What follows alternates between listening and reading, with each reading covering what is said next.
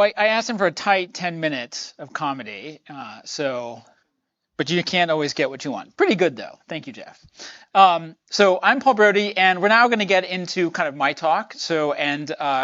Before I get started, I just want to say there is, as Jeff talked about, EY, we have this picture across all of the world of blockchain with regard to the technology, the geography, the accessibility, and there is a Paul Brody of AI over at EY, and I confess that his name is Rodrigo, and I confess I get jealous, right? Because he's like the hot commodity at the moment. But I told Rodrigo, I said, all the people who are in AI now, they don't know anything about AI, but they've pivoted to pretending to be experts on AI from being experts around blockchain. And I just want you to know, when AI isn't hot anymore, we don't want them back. They are yours to keep. The people in this room now, you are the real. If you were here this year, if you were here last year, you are in the real clue, in the real team. Now, before I go any further, I do want to say we have, for those of you watching at home, and I do want to thank, by the way, the folks at the Ethereum Finance Forum in Reddit for participating and being our partners in promoting this and sharing this and supplying lots of good questions. But some people who are watching this at home, they are getting continuing professional education. And just so they know, we will launch at least 3 polls per CPE credit, and participants have to attend the full session. There's no wandering out to the bathroom while I'm doing this, and participants have to answer those 3 polls to get credit. And that's only for the people online. We are not able to do the polls for the people who are in person, so I'm sorry about that.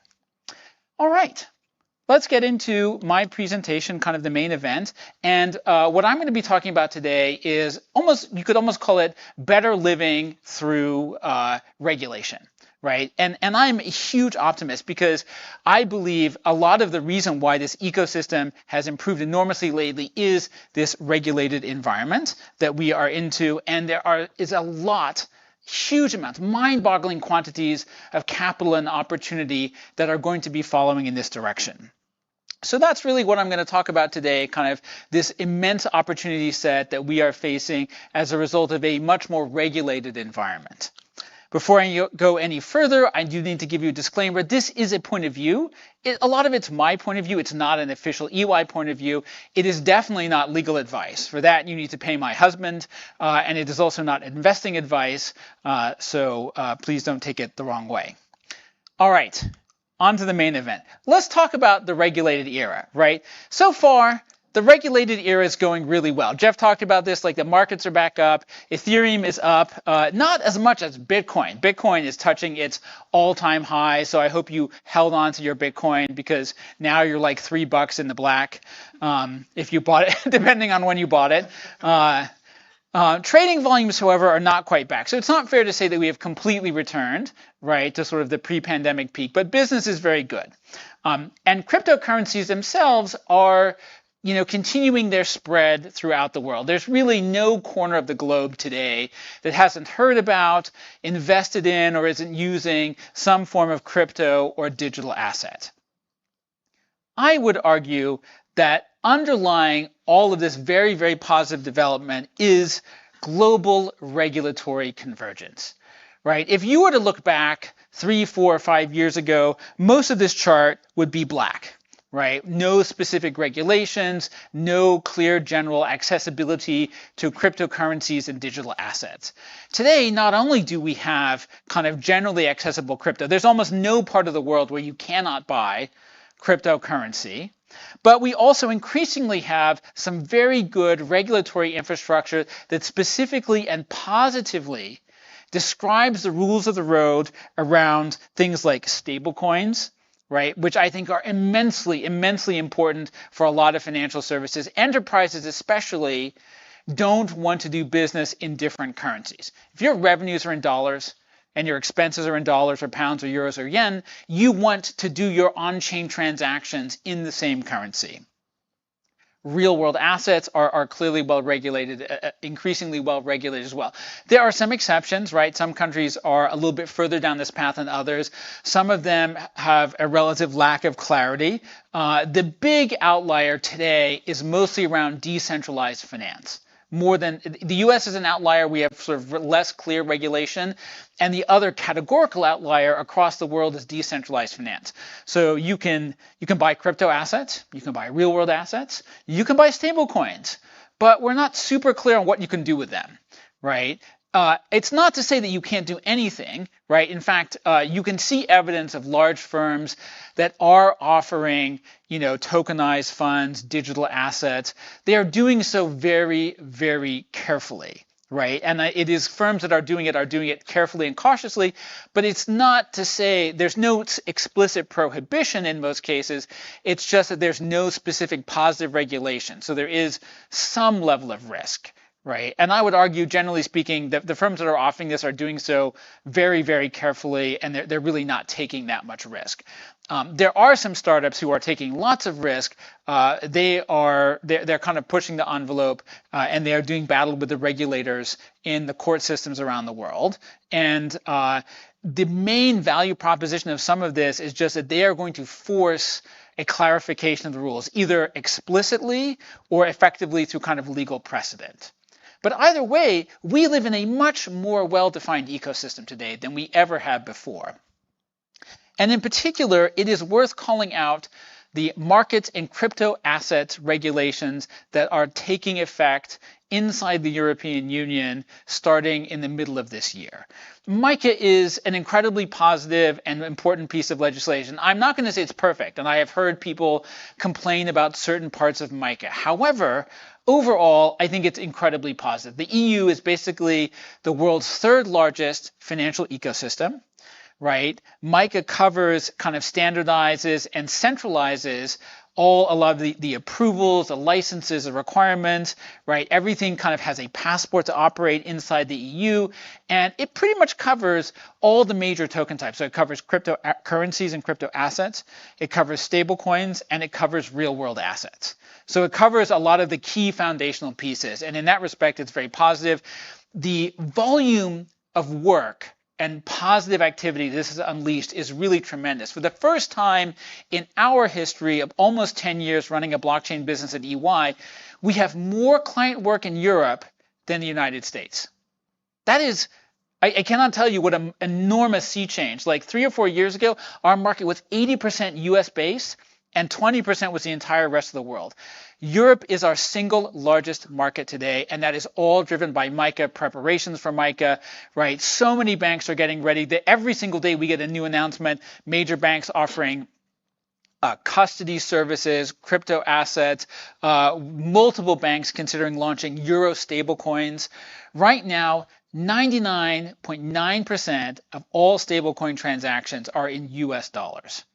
But actually, something like 30% of all global trade is settled in euros. It makes sense if we expect blockchain to become a kind of universal business infrastructure that 99.9% is going to go down, right? And the portion that's settled in euros and yen and pounds is going to start to go up.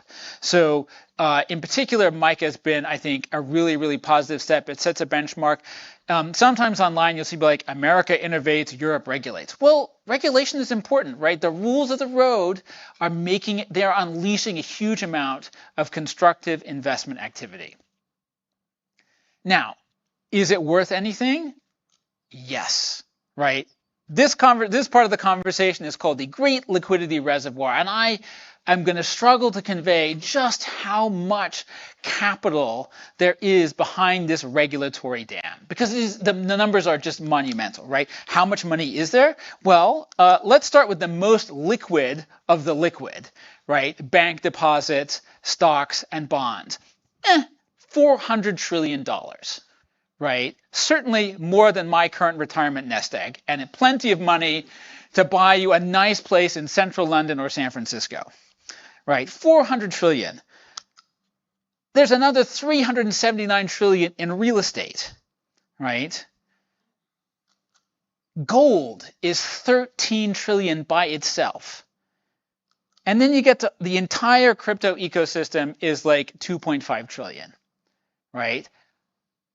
I'm not going to say all of this money is going into crypto, but quite a lot of it will end up in crypto, and a huge amount of it is going to end up in tokenized digital assets, right? Not because it's going to grow, it's going to grow by absorbing, particularly on the tokenization side, it's going to grow by absorbing a lot of these other assets that are less liquid or are not currently as easily tradable. Now, today, almost all of that money is sort of locked behind the regulatory dam. And a really good example is pension funds, right? A lot of the world investors today in crypto and digital assets, they're wealthy individuals who used to be wealthy, if you bought a lot of meme coins, and sort of family offices and things like that. But most of the serious money in this world is sitting in pension funds. Like the serious cash in this world is sitting in pension funds, government funds, sovereign wealth funds.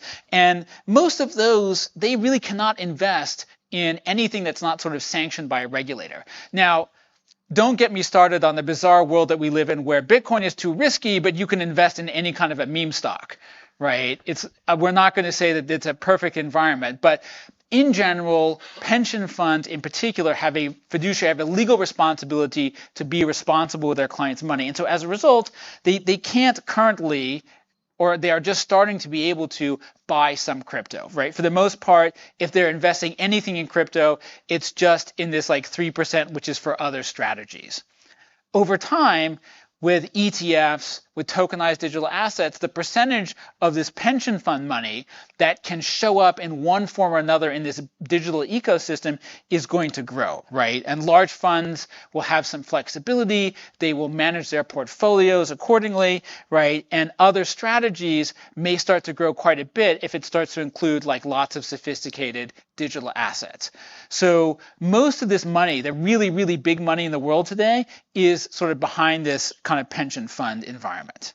And even very modest allocations, even very small stuff, could end up being very large. Just think about gold, right? This is maybe the best crypto comparison. There's $13.8 trillion of gold out there in the ecosystem, right? There's another, real estate, art, syndicated loans. There are lots of assets today that are not particularly liquid, that are ideal candidates for tokenization, smart contract automation, that kind of thing, right? And we've been playing around with this for a long time, but a lot of times the banks that we work with don't pull the trigger because they don't feel comfortable with the regulatory environment. That is starting to change. How quickly will it change is a different question. And again, if you know me, you know I love looking at historical precedents. And a good one for this is the shift that took place over years when public pension funds and private pension funds started to put money in stocks and bonds, right? If you go back to the 1950s, right, and fortunately we can't, but if you get data from the 1950s, you can go back and you can see that, in fact, at that time, even stocks were kind of considered risky, right? If you were a proper pension fund, you had your money in bonds, probably just government bonds. Over a period of about 40 years, the entire universe changed, and so that the majority of pension fund assets today are actually in stocks, not bonds, right? And so I am not here to argue that 40 years from now, the majority of pension fund assets will be in crypto. I think that is extremely unlikely.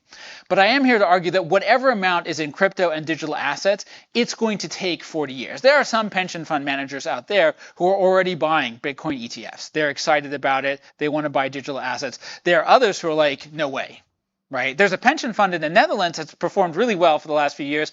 They have something like 15% of their assets in gold. Right, but that's probably atypical these days compared to, say, the way things were 40 or 50 years ago. So it's a long cycle, but big shifts do happen over time. And in general, it's pretty typical that these shifts take 20, 30, 40 years, even if the technology and the product is available. So I think there will be a couple of knock-on effects as we go forward. And the first is that although crypto is having a great year, there's a couple of things I would expect to have happen. Number one, DeFi. So DeFi is a little bit down, right? But I think it's coming back, and I'll talk a little bit about that. And then the other is industrial applications. So let me start with decentralized finance, right? As I said before, right now the regulations are somewhat quiet, right? You can buy crypto, you can buy digital assets, you can buy stable coins. We're not so clear on what the rules of the road are for doing stuff with them. But the value proposition, right, for DeFi is there. It's all about sweating incremental value from your existing assets, right? So you can borrow against assets with, these are pretty typical DeFi activities: borrow against assets, fractionalize assets, manage the cash flows using smart contracts, right? But in theory, as we add more stuff into this pool, people will come back to those use cases, right? Obviously, DeFi hasn't recovered. If you look at the total money inside of DeFi, it really hasn't come back to its peak. I believe my theory for that is just my theory. My theory for that is that one of the reasons is we are in a period of higher interest rates, right? So why take the risk of putting something in DeFi, because it's still relatively more risky, when you can get 5% or 6% in a traditional bank account? I personally, my own forecast is that that is not a situation that's likely to last, right? Central bankers have promised us interest rates will come down, right? But I think in general, I probably do not agree with people who say that low interest rates, like zero and negative interest rates, were a temporary phenomenon, right? And my favorite example of this is this fantastic chart from the Bank of England. It's interest rates over the last 700 years. Right? You cannot accuse me of not having a strategic long-term point of view. Right? And this is also the chart I show our leadership when they ask, when are we getting a return from our investment in blockchain? That's actually not true. If I showed this chart, I'd be doing this pitch out on the grass outside. But what I would argue based on this data is that there are good reasons to think that zero interest rates or even negative interest rates are going to become the norm in the near future. And I think it has to do, and this is my techno-optimism, I think it has to do with the fact that we are eventually going to become a post-scarcity society. We're already post-scarcity in a number of ways that we don't really like. There's an unlimited amount of scrollable video out there, right? I know this because my children are attempting to get to the end of TikTok. They haven't succeeded yet. But I think, as interest rates do eventually come back down, the search for yield is going to go back into overdrive. And then I think that's going to bring back DeFi with a vengeance. Secondly, and this is something we've observed anecdotally, and it's kind of astonishing, but regulatory approval for financial services seems to be interpreted by corporations as a kind of a stamp of approval, a seal of approval for industrial applications. Right? Our industrial applications pipeline has increased enormously with this regulatory convergence.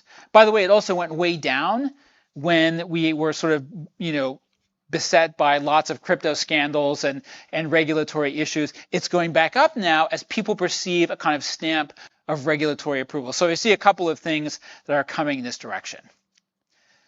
So that is all the good news. And I think it's a lot of good news, but I don't think it is kind of universally good news. And I think there's two caveats in particular that I want to talk about today in terms of what does this mean for the shape of the financial services market, for the blockchain and crypto market, and what can we expect as regulatory convergence continues and the market continues to grow. The first is that not everybody is ready for this kind of market transformation, right? And in particular, today, much of the world's crypto and digital asset trading is conducted offshore, right? So these are the top countries with offshore exchanges or with crypto exchanges. You can't read all the fine print, but basically, if it's a line in red, it is a country that is a kind of an offshore financial haven, British Virgin Islands, Seychelles. It's like a list of all the places you want to go on a really nice holiday, right? It's not just a tax haven, it's also a place with excellent weather, right? And it's not just that, but over the last few years, we've seen a lot of the big crypto exchanges have exited major markets. And I'm not allowed to name names here, but you know who I'm talking about. Like a lot of these big names have said, you know what, we don't want to stay in the UK market, the French market, the German market, the Russian market, whatever it is, they have been exiting left and right. My own prediction is that this is all about to be reversed, right? So yes, regulatory crackdowns cause firms to leave these markets, but all this regulatory convergence is going to bring people back. right? And the reason it's going to bring them back is because almost all the money that's worth accessing is onshore.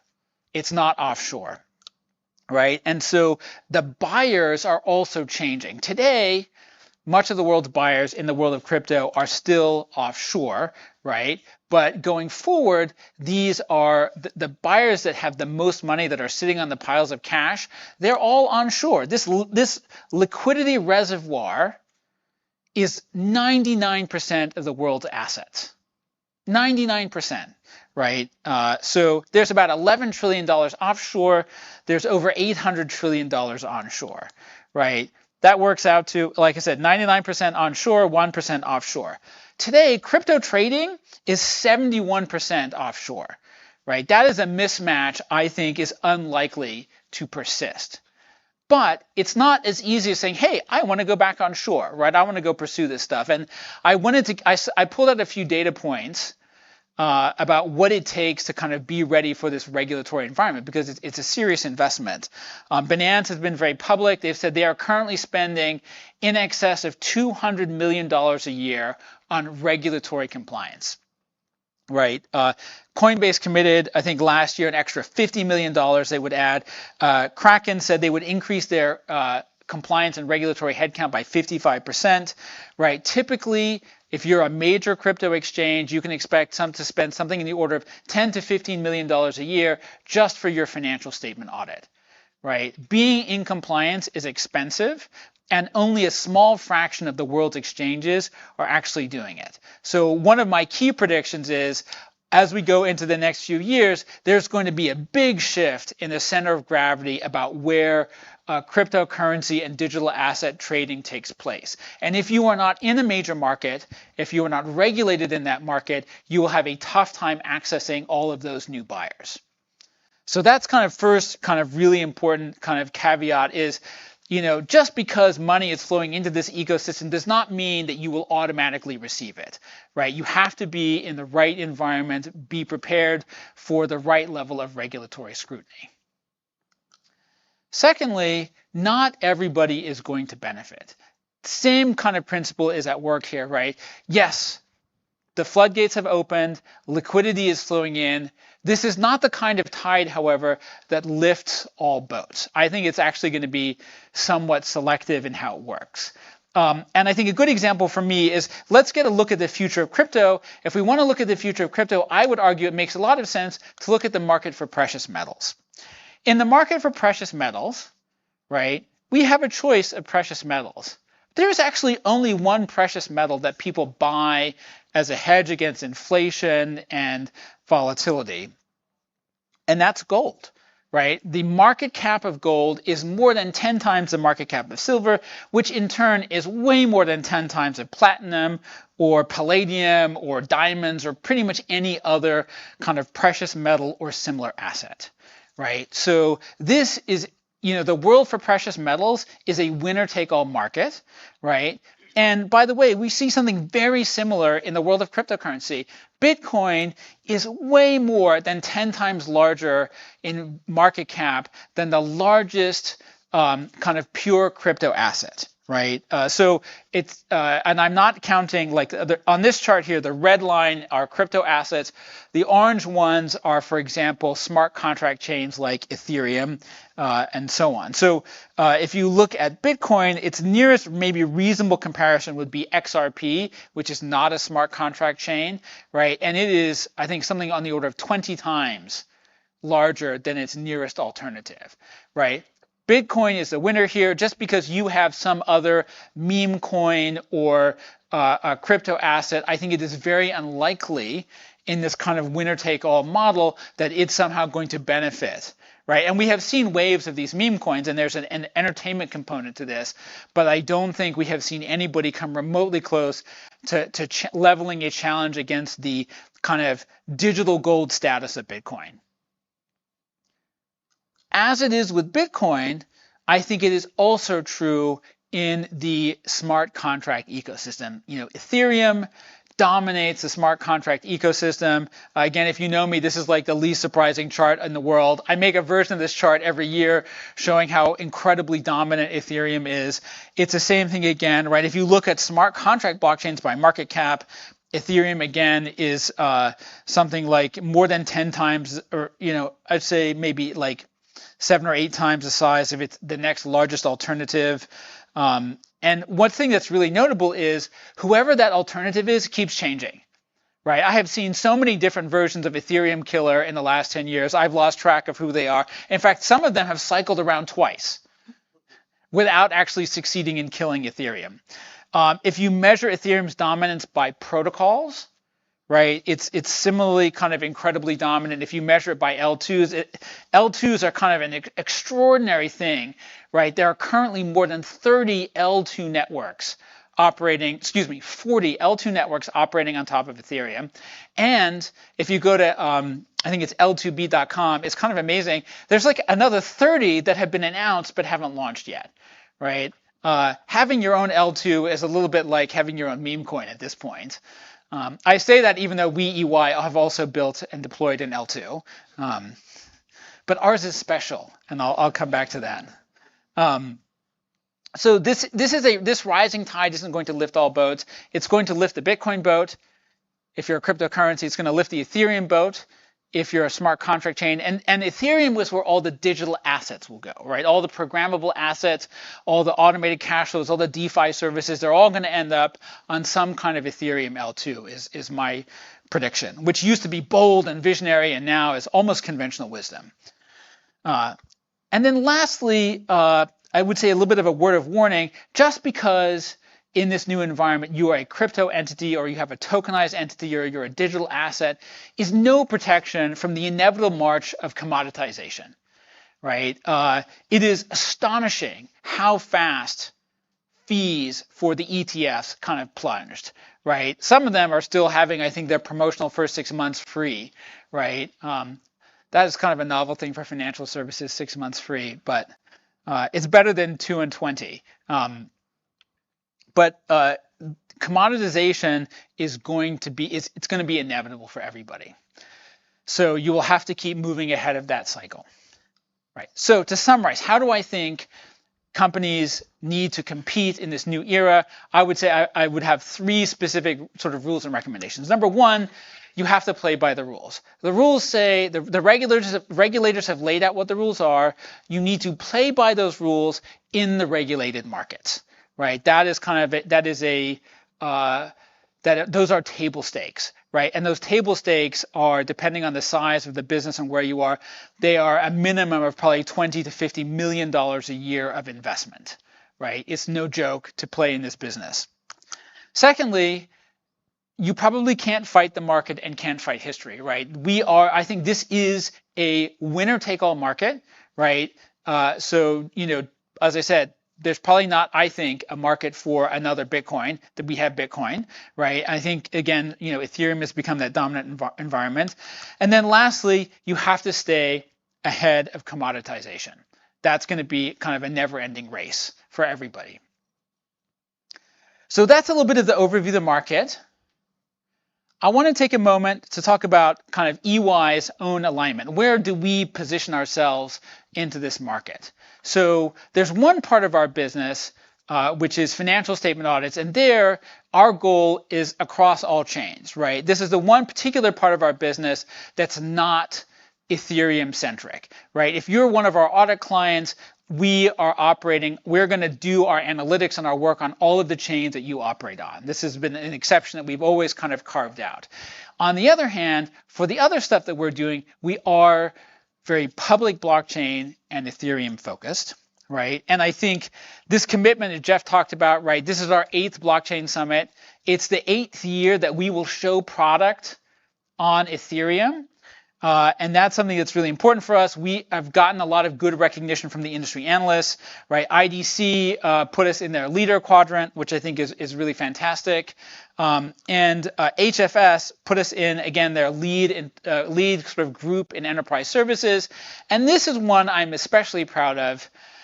For years and years and years, we've been pleading with HFS and other analyst groups to stop treating private blockchains and public blockchains as the same. They're really very different. And finally, HFS made a public blockchain report, and we get to sit there at the top all by ourselves, which is where I would like us to be all the time.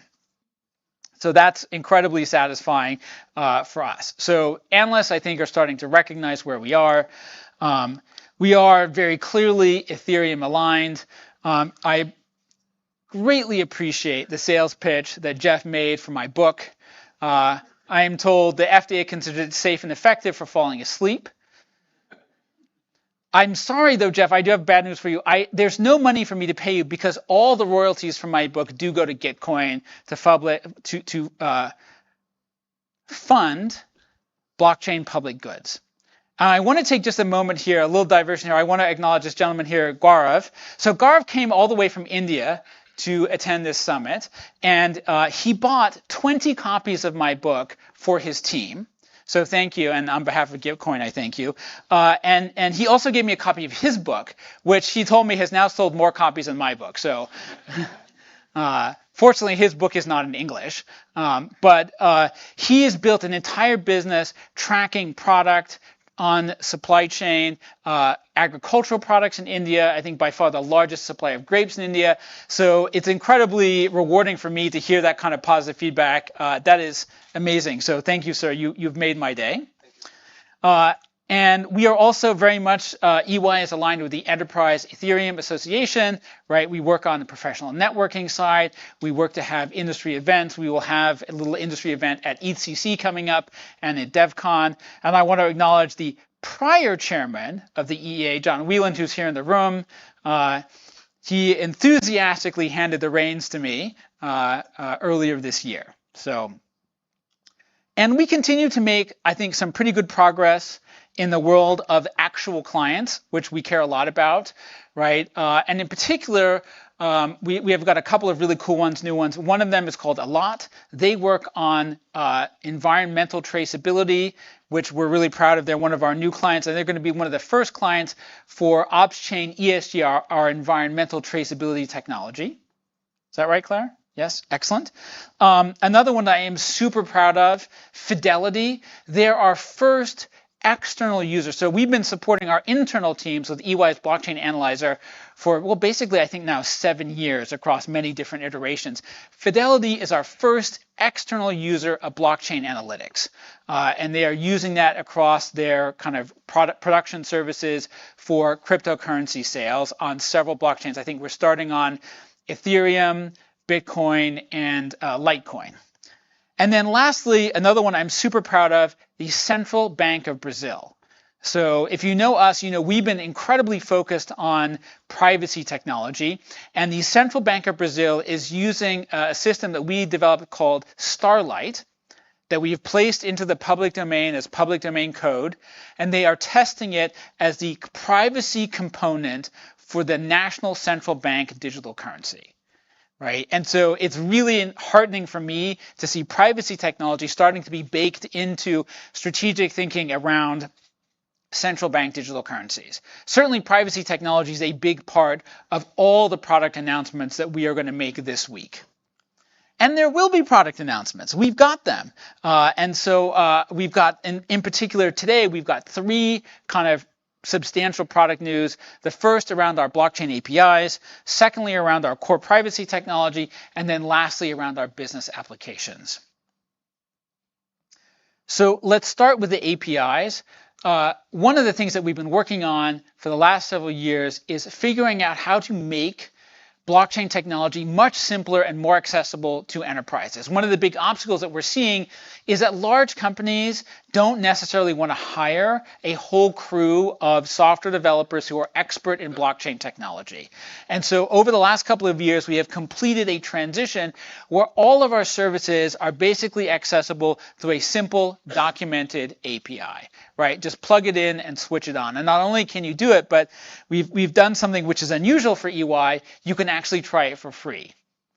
Right. And when we said, like, yes, we want to make this as a product and we want people to try it for free, they're like, that's not how we operate. But we are able to do that. And you know, very importantly, every single one of these product offerings as of this year now offers either a privacy option or enables privacy by default, right? Which is a huge step forward for us, right? We've talked for years about privacy, but sort of baking it hardcore into the product is incredibly important. Everything running on Ethereum or the Polygon proof of stake network, and we plan to add some Ethereum L2s this year as well. Secondly, we continue to invest in and make progress on our Nightfall technology. Nightfall is the core privacy technology that we have built into our Ethereum L2. It's not ours, I should say. It's again, open source, public domain application that we have put into the ecosystem. We are currently on Nightfall 3. And if you remember, we started back in 2017. We showed our prototype in 2018. And back then, transactions cost a very reasonable $100 each, back when ETH was just $250. So we actually needed, I think, Duncan will correct me, I think in the prototype version to complete a single transaction, we needed 2 full blocks of the blockchain. Right, you could literally do like 1 million transactions today in the amount of space we needed for one transaction in our prototype. We've been working on it. We've been productionizing it. We got it to $5 and then to $2.50, and then we got it down with version 3 to about 30 cents on the mainnet and under a penny on the Polygon proof of stake network. And version 3.0 was a zero knowledge optimistic rollup. Zero knowledge for privacy and optimism for efficiency. This week, on Thursday, we will show the prototype of Nightfall 4. Nightfall 4 is a really important step for us because it is a ZK rollup, and if you don't know what that means, that's perfectly normal. But a ZK rollup, what that means is we are using zero knowledge math for 2 things. Zero knowledge first, for privacy, and second, for instant finality. And this is a really important step because it will allow us to integrate Nightfall much more easily with other smart contracts. All right. So that is a huge step forward for us, and we will be showing that. Our goal is to have Nightfall 4 in production and accessible by the end of this calendar year. And I see the research team at the back of the room looking slightly horrified and a little bit terrified. Actually, Duncan said it would be done next week, but I insisted on giving him all the extra time that he needs. And then lastly, product announcements. So the first one is Blockchain Analyzer. So Blockchain Analyzer is kind of one of the core tools that we use to support our internal teams on things like financial statement audits and other work that they do. It's now available externally. We've launched 2 key functions initially externally. The first is address verification and balance calculation, right? So if you want to look at a particular address, right now what's happening is Fidelity is able to look at particular addresses and externally verify both the address and the balance in that address. We support Bitcoin, Ethereum, ERC20s, and Litecoin, and we will add more over time. So, and the goal, I foresee this as a tool that will get widely used in this ecosystem as we go forward by cryptocurrency exchanges that are eager to prove that there is multiple points of external verification in how they're calculating balances and tracking kind of their assets. And now this is probably the most important product announcement for us, which is Ops-Chain Contract Manager, what we call OCM. And this is a product that we have talked about for years and years and years inside of EY as kind of one of our most strategic end state objectives. And it's all about automating business agreements between companies. The original version of Ops-Chain Contract Manager was actually developed by EY for Microsoft, and it's still in use at Microsoft. And at Microsoft, it connects buyers and sellers, in this case, for the Xbox video game network. So Microsoft has thousands and thousands of contracts with companies that supply video games on the Xbox network. All of those contracts are relatively similar but a little bit different, right? Sort of depending on how big of a fish you are in the ecosystem, you can either negotiate a really big deal with Microsoft. Maybe if you're just a standard mom and pop player, you're going to get the standard version, which probably looks something similar to what other companies offer. But there are thousands of variations of this. And it turns out that handling thousands of variations at scale is something that ERP systems don't do very well, but blockchain smart contracts do exceptionally well. And so we took all of these contracts and we basically turned them into a digital blockchain smart contract, right? And so basically we were able to collapse the cycle time at Microsoft from 45 days to under 5 minutes for calculating royalties, right? And the problem with this incredibly successful product was we could never put it on the public blockchain because there was no privacy attached to it. There's no privacy at all. Basically, Microsoft can only ever run this internally because if company A were to be able to look at this blockchain, they would be able to see not just their own agreement with Microsoft, but everybody else's, right? And that is not what enterprises want. Enterprises want to have a high level of privacy in their business contracts. So we had this vision 5 years ago. We had amazing proof, right? This system cost Microsoft about 60% less than their current system.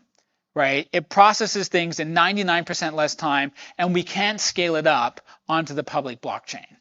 The reason for that is because there isn't any native privacy in public blockchains. We developed a tool called Starlight, and what Starlight allows us to do is to take a Solidity smart contract that exists, such as an agreement between a buyer and seller, and turn it into a zero-knowledge circuit. And this is, you're getting a theme here, it's the zero-knowledge theme, right? But what a zero-knowledge circuit is it's basically a mathematical black box. You can put data in, you can get data out, but it won't disclose the underlying business logic, right? And so we are able to do that now. For the first time, we can do this at scale on a public blockchain. We can have private business contracts.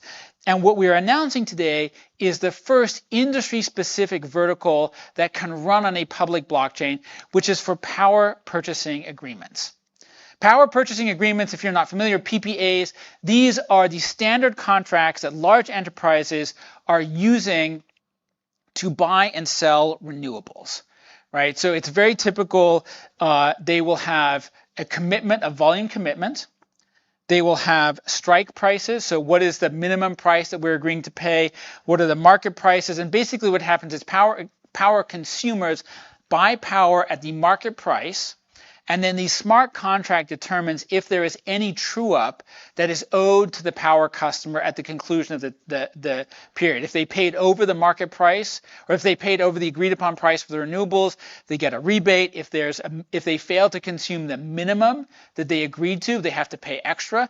So there's a fairly complex set of business logic in there, and we can now deliver this for this vertical. We can deliver this particular private complex business agreement on the public Ethereum blockchain, and we have our first test user using it on a live contract now. So that is a huge step forward. There's an official product announcement that we're making. For me personally, this is one of the most important pieces of progress, right? If I think about our big strategic vision of the future, it's to enable all of this business process automation on Ethereum, right? Basically, at the end of the day, all business agreements are, I have money, you have stuff, or something that resembles stuff, right? The money are tokens, the stuff are tokens, and the exchange of these two are under smart contract. So Nightfall gets us the exchange of money and stuff, and Starlight, which we are delivering through Opschain Contract Manager as a product, lets us do the complex business agreement. And over time, these pieces are going to come together in a kind of single digital ecosystem.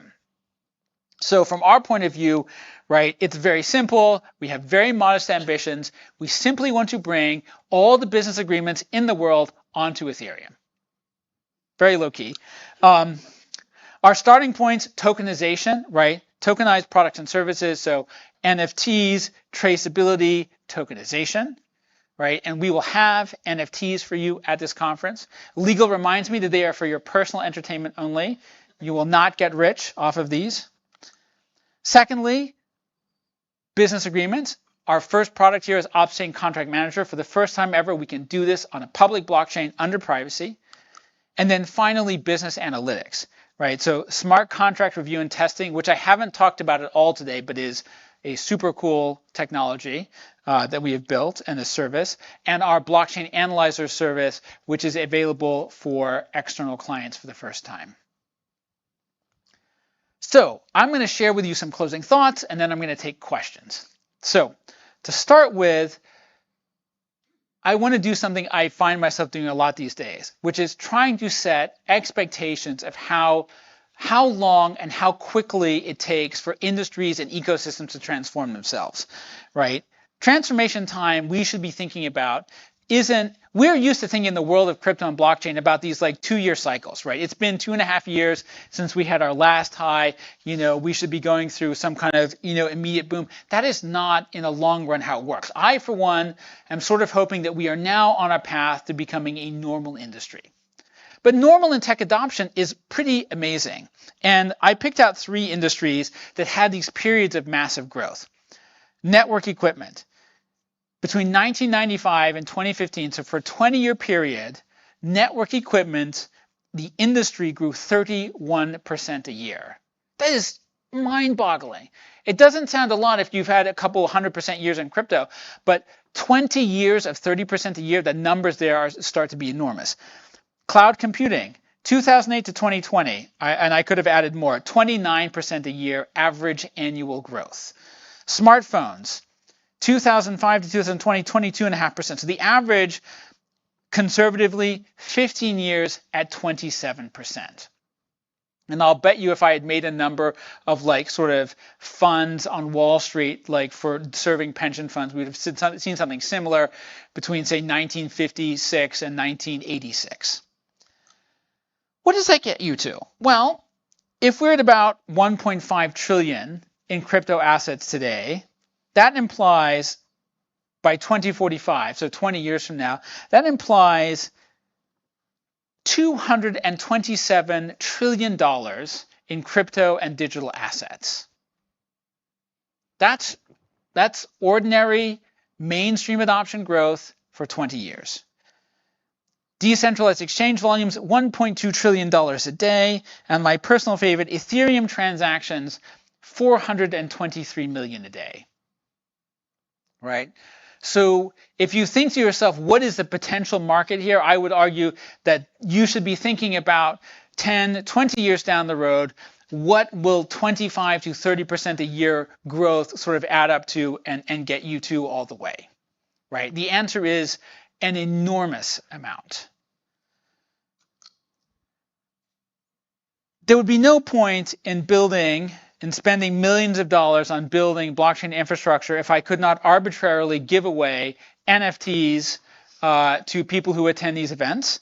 There will be multiple NFTs. Each day we have an official attendance NFT, but this one is one that I prevailed upon engineering to build for me last year and has somehow become a bit of a tradition. It's called Proof of Paul.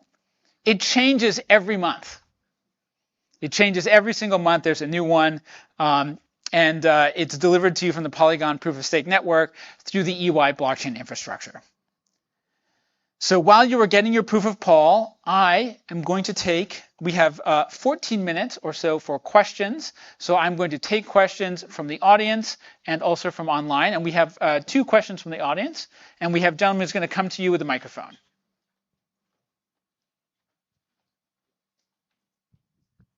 Brilliant talk, Paul. I want to improve one thing. I'll be very bold. I'm sorry. When you explain ZK, you said that ZK contract is like black box. The data is private. I would add a very important part. ZK contracts on the blockchain, the data is private, but you can confirm, validate execution of the contract on a public blockchain. Yes. This is very important. It's public, but you can verify. It's private, but you can verify it publicly. Yes. Yeah, exactly. Yes. So I was missing this in the explanation. Sorry, I'm passionate about ZK. So I have 2 simple questions.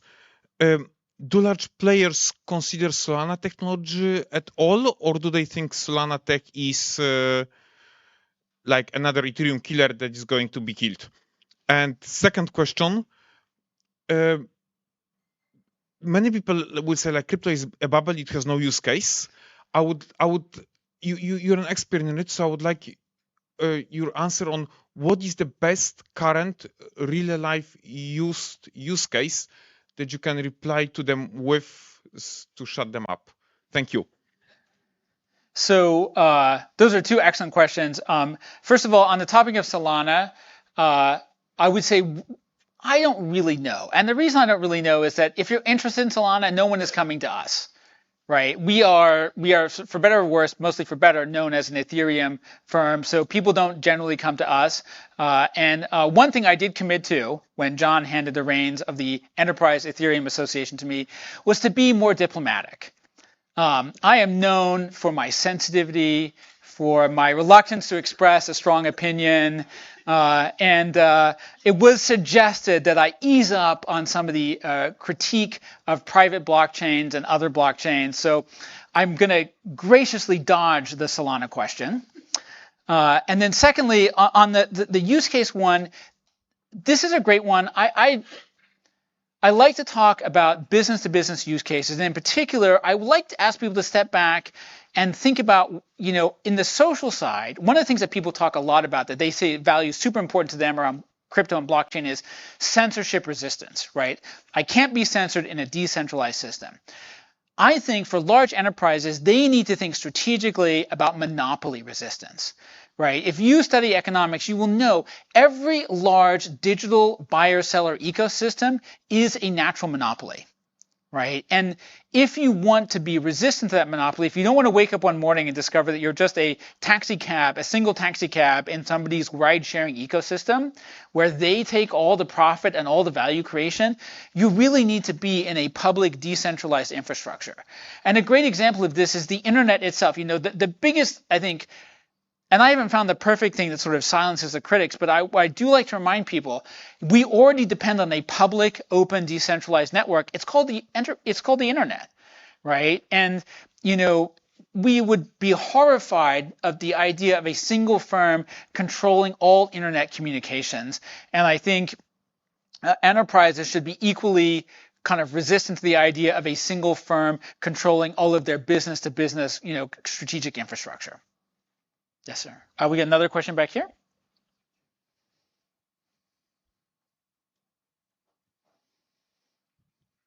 I've enjoyed your presentation. I think it's been pretty good. There's been a number of areas that have been touched upon. The area that I focus on is on real-world digital assets. I've seen a growth in the last 6 months in that whole space, underlined with digital exchanges coming more and more forward. What is your company's policy on this whole space, and what areas are you focusing on apart from what you've just explained on the solar side and the contracts on that side? So I wouldn't say we have an official policy on kind of real world assets. I would say we're very, very enthusiastic about them, right? And one of the things that is a little challenging is like some people say, oh, real world assets, so that's like bonds, right? And I guess technically, any asset that exists off chain is a real world asset. So there's bonds, there's real estate, syndicated loans. One of the benchmarks I have, or the questions I like to ask is, if we put this on chain, will it be better than what's already available, right? I think, for example, stock exchanges and generally exchanges do an amazing job of processing astonishingly high volume in an extremely standardized way. And I think what blockchain is really good at doing is enabling customized business logic and rules at not quite the same level of scale, but a very high level of scale. So one of the things that I look for is like, if we put this on the blockchain, if we tokenize it and we add it to a smart contract, will the result be better than what is available today? Will it be more liquid? Will it handle sort of complex rules better? So I like the idea of real estate, right? It's kind of a lot of stuff that's super unique about it. Syndicated loans, there's like a million, tons of them that have complex specific logic to the loan and the loan participants.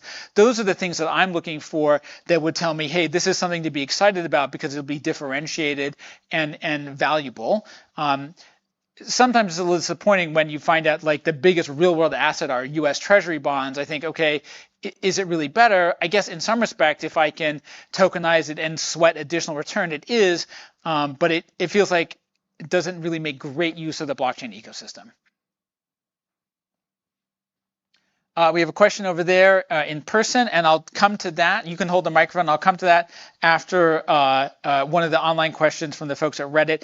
Is the future of the digital ecosystem fully decentralized? Is a question that came from Reddit.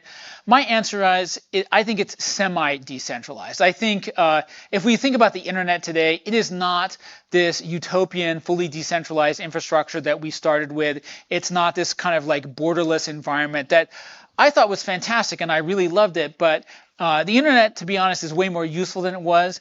Blockchain is going to be semi-decentralized. It'll be semi-decentralized in the sense that throughout this ecosystem, there are going to be key points, regulators, national identity providers, other authorities that have a role there, and they will not be fully centralized intermediaries, but they will either be by legal requirements or by usefulness, some kind of entity that you have to trust. And I in particular, I hate this idea that people say like, oh, we're going to get to a trustless environment. We are not getting to a trustless environment, but at best, we are getting to an environment we have some say over who we choose to trust. That it's not that there's only one all-powerful central entity, it's that there are, in best cases, many other choices that we have to work with. Yes, sir. Hi, Paul. Thank you for your talk. It's really informative. So in financial service, do you know which type of blockchains are most popular and what are their market shares? For example, EVM compatible Canton and R3 Corda. Do you know what the market shares in the financial service right now? Mainly in banks. So the question is it possible to know what the market shares are of some of these different blockchains like Canton and Quorum and some of the others that are heavily in use by banks? The answer is it's really not possible to know, right? Unlike public blockchains, which have this like really good set of metrics and data, and we can easily compare Ethereum L2s to Solana and others, that's a really simple thing. Private blockchains, it's really impossible to know, right? People don't release every single day their data on exactly who has what share or who is working on what.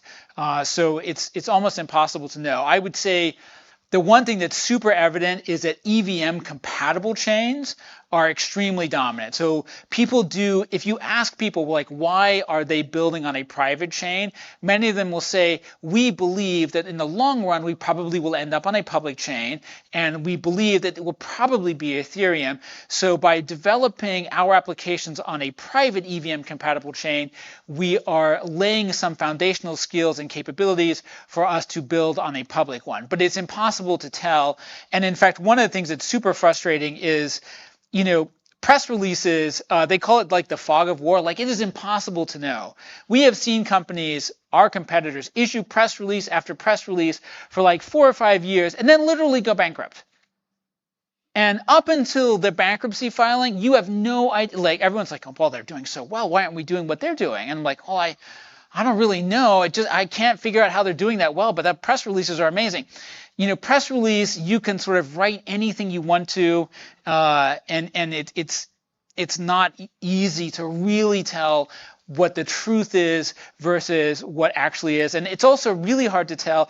And this is also a huge problem even on public chains, right? One of the things that bedevils, in my opinion, the whole public chain environment is there's this large scale pay to play. They call it airdrops, points. It gets a different name all the time. But basically, you're paying people tokens to use your chain, right? And what's really noticeable is the only people who never do that are Ethereum.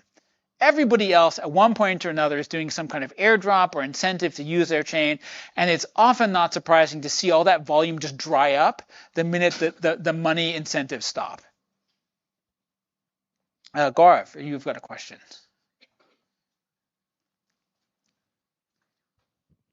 Thank you for your talk. It was really insightful, Paul. My focus is especially supply chain traceability, and in your book you have 3 wonderful chapters on that.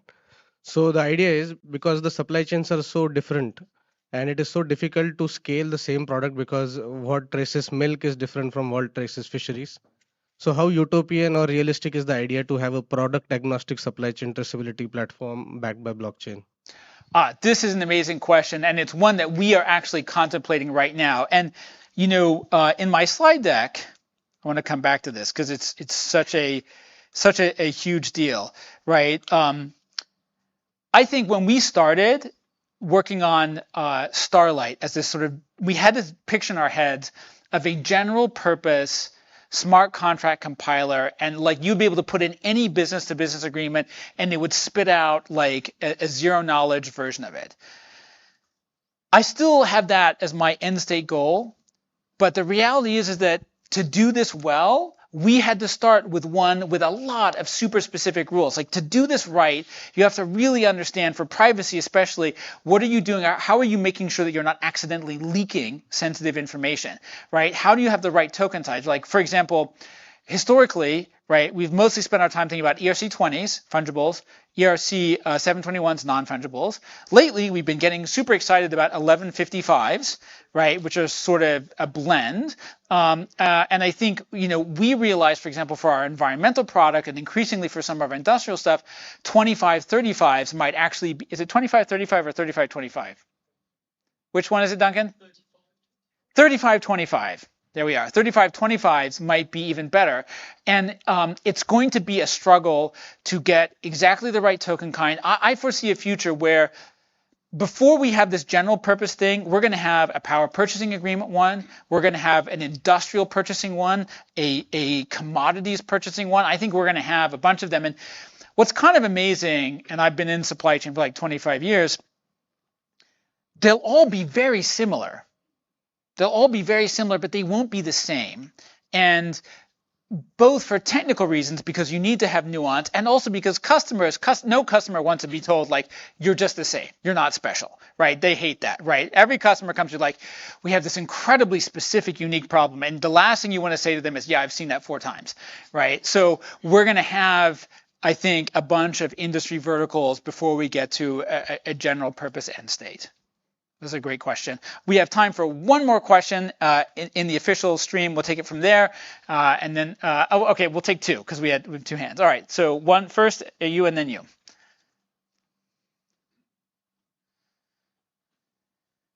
I don't want to make us late. First of all, because we have a break, but secondly, it's important you come back after the break, because after the break, we have Dan Seifert, who is the head of EMEA and the UK for Coinbase, and he has promised to say something outrageous and scandalous for the press to make this interesting.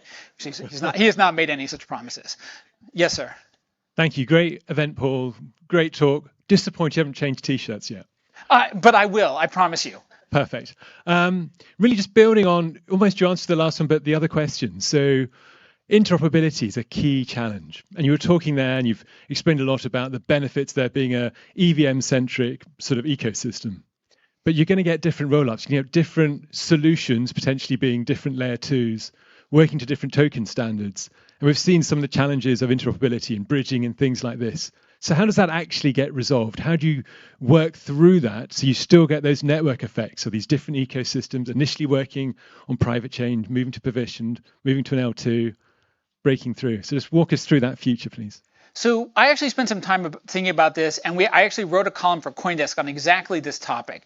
One of the things that's a little disappointing right now is that honestly, all the L2s, they mostly look the same, right? And I actually think that in a future with like 70 some L2s on Ethereum, we should be in a future with quite a few unique value propositions. However, I want to take the analogy from TCP/IP. I think there is a limit to how different these different blockchains can be, in the same way that there are significant limits to how different TCP/IP networks can be. You can change the underlying infrastructure. You can do things to make them faster. One of the things that I foresee, for example, is I think we'll have national sovereign L2s. Right? Countries have thought about national blockchains. This is a way better choice, right? I think we will have supply chain centric L2s, which are specialized in ultra low cost transactions, but less security. And the reason I say less security is security costs computational power. But if somebody steals a bunch of supply chain tokens from you, they haven't actually stolen your product. They've corrupted your data, and that's unfortunate, right? A data corruption problem requires you to have a special meeting and work on stuff. Theft requires you to go to the board and say we were robbed, right? So the amount of energy you spend on those two is maybe a little bit different. We haven't seen that yet, but I think in order to pursue interoperability, to allow liquidity to flow between all these L2s, there won't be as much differentiation in types of tokens and EVM compatibility. The differentiation will be more underneath the hood. But that's my hypothesis. And last question. Thank you, Paul. First of all, thank you for such a wonderful presentation, because technical stuff you presented in such a way that not technical people can understand. It's amazing. So Starlight, second, thank you, because we've been monitoring Starlight for some time and considering to usability for our project with HR, decentralization to pay people in Africa for their work. So Starlight 4, in order to use it, what would be the next step? So are you talking about Starlight or are you talking about Nightfall? Both. Both. So because simple, we need the security, and at the same moment we need the cheap transactions, because 2 hours work chunk would be decentralized, basically.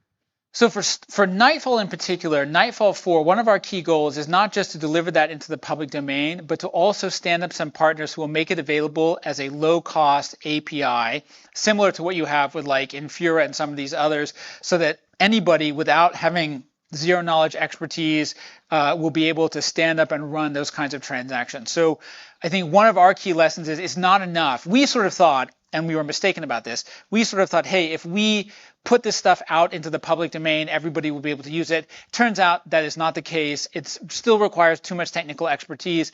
The next step for us, especially on Nightfall, is extreme simplification through API access. So it will still be available in the public domain. You'll still be able to stand up your own nodes and do your own thing if you want to, but we will also try to make it way, way simpler for companies to just plug in and use. And we will do that through a third party, not EY, so that there's no complications, but we will try to encourage and build a proper ecosystem to make things ultra simple and fast. So that's kind of our next key goal, other than finishing Nightfall itself, which the research team have promised me by next week or the end of this year.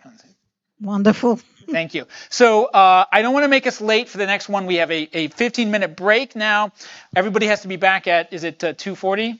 2:40, please come back. We have Dan Seifert, head of Coinbase in Europe. So thank you, everybody.